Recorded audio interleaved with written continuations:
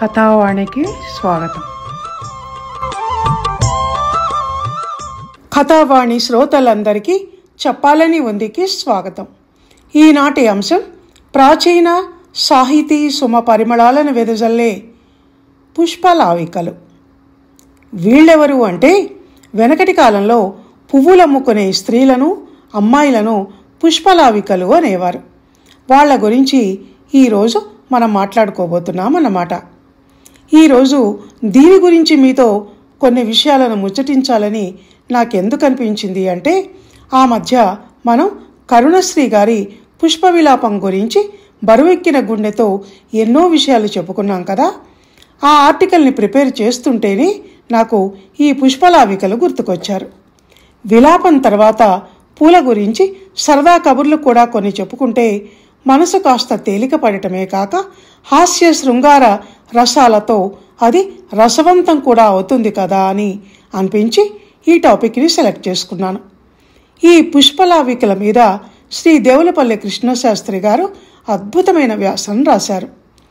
కావ్య ప్రబంధాలలోని పుష్పలావికలను ప్రస్తావిస్తూ ఎన్నో చమత్కారాలను చేరుస్తూ, అదిగాక మన ఈ చెప్పాలని ఉంది వీడియోలలో నేనెప్పుడు ఒకే విషయం మీద కాకుండా వైవిధ్యభరితంగా ఎన్నో అంశాలను స్పృశిస్తుండటం మీరు గమనిస్తూనే ఉన్నారు కదా. ఈ ప్రస్తుత అంశం కూడా అలాంటిదే. అక్కడక్కడ కొంతమందికి అన్వయం కొంచెం కష్టం అనిపించినా, కష్టమైన పదాలు కనిపించినా కష్టం అనుకోకుండా కొత్త విషయాలను తెలుసుకుంటున్నానన్న భావనతో వినవలసిందిగా మనవి చేస్తున్నాను. ఇందులోని మాటలు ప్రాచీన కావ్య కవులవి మరియు దేవులపల్లి కృష్ణశాస్త్రి గారివి. నేను వ్యాఖ్యాన రచయిత్రిని, వ్యాఖ్యాతను మాత్రమే. ఇంకా పుష్పలావికలను పలకరించి వద్దాం. ఆ రోజులే నయం, పుష్పలావికలు ఉండేవారు అంటూ వ్యాసం ప్రారంభమవుతుంది.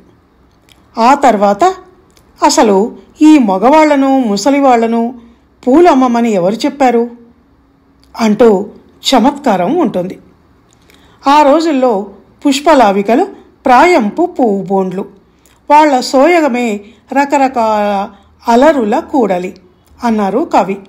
అలరులు అంటే పువ్వులు, పువ్వు బోండ్లు అంటే పువ్వుల వంటి శరీరం కలవారు అని. వాళ్ల సొగసు రకరకాల పూలన్నీ ఒక దగ్గర కూడినట్లు ఉండేది. వాళ్లకు కందువ మాటలు వచ్చు. అంటే పూలు కొనటానికి వచ్చిన మగవాళ్లతో సరసంగా నర్మగర్భంగా మాట్లాడుతూ పూలను అమ్మేవాళ్ళు. ఈ విషయాన్ని ఆ కాలపు కవులైన పింగళి సూరన, చేమకూర వెంకట కవి వారి కావ్యాలైన కళాపూర్ణోదయం, విజయ విలాసంలో వైనంగా వర్ణించి చెప్పారు. ఆ రోజుల్లో పువ్వులమ్మడం అంటే తక్కువ పనేం కాదు, చాలా ఉదాత్తమైనది. అందుకు పువ్వులమ్మిన చోట పుల్లలమ్మే గతి పట్టింది అన్న సామెతే ఒక సాక్ష్యం. పువ్వులమ్మటం అంటే అదేమీ ఆషామాషి వ్యవహారం కాదు. ఎంతో కష్టంతో, కళాత్మకతతో కూడుకున్న పని. ఈ రోజుల్లోలాగా ఏవేవో పూలు రాలినవి, బలవంతంగా కొమ్మలు వంచి తుంపినవి, సగం వాడినవి తెచ్చి మన ముఖాన కొట్టడం కాదు పూలమ్మటం అంటే. చెట్టు కొమ్మపై పూలు పూయించటం మొదలు స్త్రీల సిగపాయలో వాటిని అలంకరించటం దాకా అన్ని పనులు పుష్పలావికలే చేసేవారు. విరులమ్మే ఆ వెలదుల విద్య చూసి తీరాల్సిందే కానీ మాటలకు అందనిది. ఈ కాలంలో వాళ్లను మనం చూడలేం గనక కనీసం కవి వర్ణనలో విందాం. అప్పుడు పూల వాడకం ఎక్కువగా ఉండేది. భామినుల అలంకారం మొదలు భగవతార్చన వరకు పూలు వాడబడేవి. పూలల్లో రకాలు కూడా అనేకం ఉండేవి. కోవిదారం, కొండగోగు, దిరిశన, దేవకాంచనం, నల్లకలువ, పారిజాతం ఇలా. ఇందులో చాలా రకాలు ఇప్పుడు మన కంటికి కూడా కనిపించటం లేదు. వేసవి వేకువ గాలులు కలిగొట్టు పూల వాసనను మోసుకొస్తాయట. అప్పుడు విలాసవతులు కేల లీలా కమలం అంటే విలాసంగా చేతిలో పట్టుకోవటానికి కమలాన్ని, అలకల్లో అంటే ముంగురుల్లో బాలకుందాన్ని, చూడాపాసంలో నవకురువాన్ని, సీమంతంలో అంటే పాపటిలో నీపాన్ని, ఆసనసీమలో లోద్రప్రసవ రాగాన్ని అంటూ ఎన్నెన్ని పూలను అలంకారంగా వాడేవాళ్ళు. ఇలా అంగనల అలంకారానికే కాదు, కలవారి పాన్పులపై దుప్పట్లు కూడా అయ్యేవి కుసుమాలు. కళ్యాణ మంటపాలు అయ్యేవి, కంకణాలు అయ్యేవి, పాల వెల్లులు అయ్యేవి. ఆ రోజుల్లో పుష్పలావికలకు తీరిక తక్కువ, గౌరవం ఎక్కువ ఉండేది. అంగడిలో అమ్మే పూలను కొనుక్కొచ్చి అమ్మటం కాదు, పూలు అమ్మటం అంటే. చెట్లపైన తీగలపైన పూలు పల్లవాలు పోయించటం కూడా వాళ్ల పనే. వాటి గురించి అతిశయోక్తులుగా అనిపించే కవి సమయాలు ఎన్నో ఉన్నాయి. వాటి గురించి చదువుతున్నా వింటున్నా మన పెదవులపై చిరునవ్వు లాస్యం చేయటమే కాదు, మనసు మధుర గీతం ఆలపిస్తున్నట్టు హాయిని పొందుతుంది. ఒక అందమైన స్త్రీ ఎడమకాలితో తంతేగాని అశోకం పుష్పించేది కాదట. ఆమె సేవించిన మదిర పుక్కిటితో పైన చల్లితే కాని పొగడ చెట్టు పూసేది కాదట. చెట్లకు కూడా ఎన్ని కోరికలండి అప్పుడు. ఈ మాటను నేననటం లేదు, కవి అంటున్నారు. ఆ కాలంలోని పుష్పలావికలకు తరులతాదుల తలపులు తెలుసు. అందుకే మొక్కలు నాటి, నీళ్లు పెట్టి, ఎరువులు వేసి పూలు పూయించే వాళ్ళు స్వయంగా. పూలకు పుష్పలావికలకు ఎంతటి స్నేహం ఉండేదో. ప్రేంకణం వాళ్ళు ముట్టుకుంటేనే పుష్పించేది. ఎర్రగోరింట వాళ్ల చూపు ప్రసరిస్తే విరిసేది. ఆమె కౌగిలించుకుంటే కురువం పూసేది. మందమధురంగా చెవిలో ఊసులు చెప్తేనే మందారం నిలువెల్లా పుష్పించేది. ఆమె మందహాసం చేస్తే చాలు సంపంగి పూలు విచ్చుకునేవి. వాళ్ళ నిట్టూర్పుతో మావి చెట్టు, పాట పాడితే సురపొన్న, నృత్యంతో కర్ణికారం విచ్చుకునేవి. తమాషాగా ఉంది కదండి. కవి సమయాలంటే ఇలాంటివే మరి. ఏ సామంతరాజుకో భార్య కొప్పులో ముడవటానికి పూలు కావాలంటే ఆ విషయాన్ని ఏ పుష్పలావికో తెలుసుకొని తక్షణం కాళ్లకు కడియాలు అందెలు పెట్టుకొని పాదాలకు లత్తుక పూసుకొని అశోకం దగ్గరికి వెళ్ళి ఎడమ పాదంతో కాస్త తాకేది. అంతే, దాంతో చెట్టు విరగపూసేది. ఇక పుష్పలావికలు ఏ పూల తోటలోనో ప్రవేశించి పూలు కోసే సందర్భాన్ని కవులు ఎంత చమత్కారంగా వర్ణించారో చూడండి. పుష్పలావికలు పూజకు పొద్దున్నే పూలు కోస్తే శృంగారకేళికి సాయంత్రం కోసేవారు. పద్మాన్ని కోయటానికి చెయ్యి చాస్తే ఆ చెయ్యికి ఈ తామరతూడికి తేడా తెలిసేది కాదు. అంటే ఆమె చెయ్యి తామరతూండులా సుకుమారంగా ఉండేది అని మనం అర్థం చేసుకోవాలి. ఎర్రగోరింట కూస్తుంటే చేతుల ఎర్రదనంతో అవి మరీ ఎర్రనైపోయేవి. నల్లకలువ కోయడానికి సరస్సులోకి కొద్దిగా వంగితే అవి ఆమె చూపులు వియ్యమందేవి. ఇలా వాళ్ళు పూలల్లో పూలలా మారిపోవటం వల్ల దూరం నుంచి తోటవైపు చూసేవాళ్లకు పుష్పలావికలు కనిపించేవారే కాదు.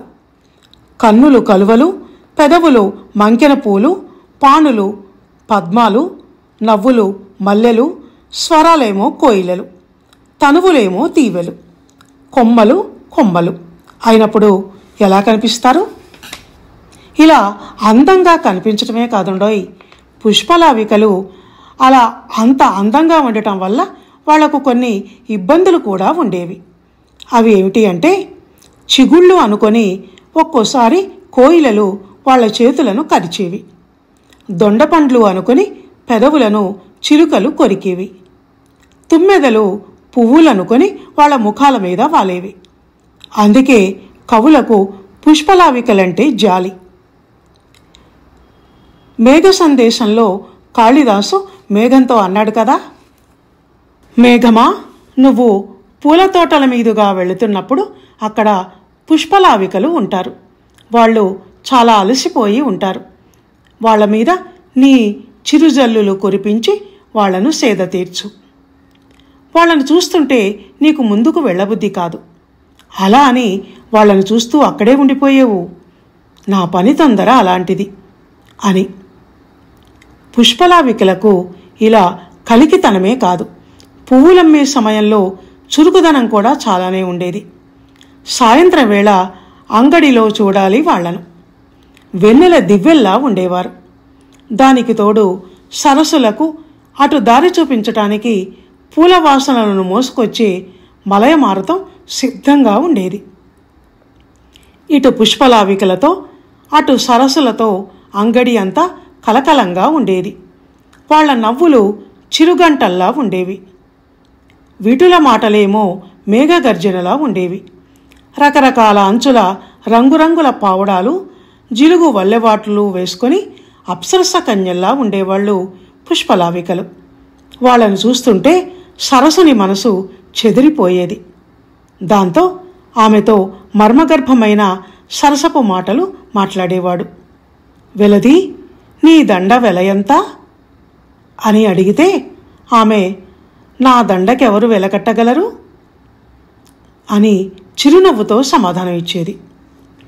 ఇక్కడ దండ అంటే పూలదండ, చెయ్యి అని 2 అర్థాలు ఉన్నాయి. ఈ పోక పువ్వు పొత్తి చిదిమిన పాపం నీ మెడకు చుట్టుకుంటుంది అని ఆ పురుషుడు అంటే దాని అర్థం నీ మెడ పోక పొత్తిలా ఉంది అని.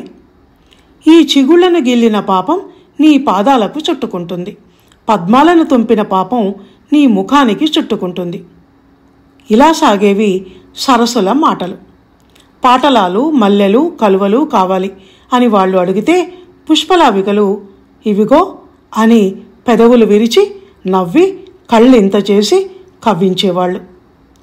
ఈ సరస సంభాషణలతో ఒక పట్టాన పువ్వులు అమ్మటం, కొనటం అనేది తెమిలేది కాదు. ఆ విధంగా సరస్సులని మాటలలో పెట్టి వాళ్ళ మనసులను మత్తెక్కించి పూలవేళ ఎక్కువ చెప్పేవాళ్ళు పుష్పలావికలు. ఇదండి పుష్పలావికల సంగతులు. బాగున్నాయి కదా.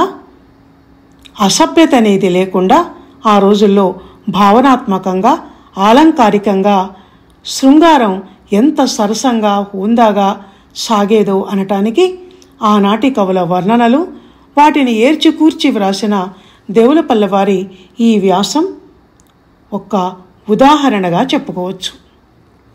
పుష్పవిలాపం పువ్వులు కోయవద్దని చెప్తే ఈ పుష్పలావికలు పూలు కోయడంలోని అందాన్ని గురించి చెప్తున్నారు. సందర్భాలు వేరువేరు, కవి భావనలు వేరువేరు, అయినా 2 బాగున్నాయి. ఎప్పటికదే, దేనికి అదే. అన్నింటినీ ఆస్వాదించటమే సాహిత్య అభిమానులమైన మన పని అని చెప్తూ ఈ ఆర్టికల్ని ఇంతటితో ముగిస్తున్నాను. సుందర సుకుమారమైన పూలలాంటి మనసులతో అందమైన ఈ వ్యాసాన్ని విన్న మీ అందరికీ ధన్యవాదాలు.